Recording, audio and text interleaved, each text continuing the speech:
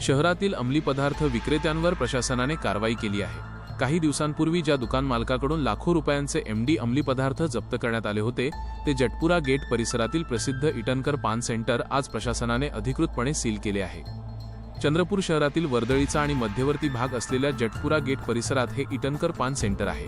काही दिवसांपूर्वी गुप्त माहितीच्या आधारे पोलिसांनी येथे छापा टाकला होता।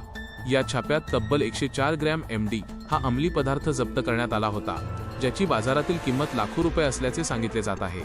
या धक्कादायक प्रकारानंतर पानटपरीचा मालक ओम संतोष इटनकर याच्यावर गुन्हा दाखल करून त्याला अटक करण्यात आली होती। या प्रकरणाच्या सखोल तपासानंतर आज अन्न व औषध प्रशासन, चंद्रपूर पोलीस विभाग आणि चंद्रपूर महानगरपालिका यांच्या संयुक्त पथकाने या आस्थापनेवर धडक कारवाई केली। तपासणी दरम्यान या दुकानाचा कोणताही कायदेशीर परवाना नसल्याचे समोर आले।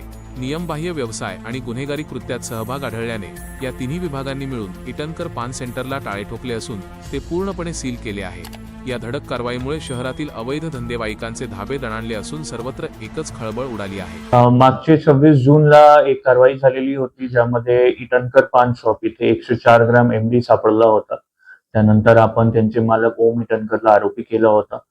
त्यानंतर पाठपुरावा करून आपण महानगरपालिकाकडून आणि फूड अँड ड्रग्स हे दोघे यंत्रणाकडून पाठपुरावा केला आपण, आणि हे अनलायसन्स जे शॉप होती आणि त्यांची जे स्थापना परवाना वगैरे सगळे रद्द करून आपण आज त्याची सीलिंग केलेली आहे।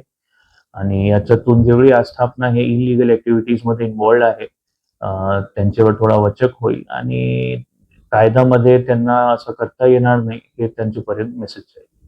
अंमली पदार्थ विक्रेता यांच्यावर सतत पोलिसांची कारवाई सुरू आहे। काल पण आपण वेगवेगळे 2 कारवायामध्ये 2 किलो गांजा पकडलेला आहे। तर ड्रग्स बद्दल झिरो टॉलरन्स पॉलिसी आहे पोलिसांची, आणि चंद्रपूर पोलीस सतत असे विक्रेता आणि सेवनकर्ता दोघांचे शोधमध्ये आहे आणि आपली कारवाई सतत सुरू राहणार।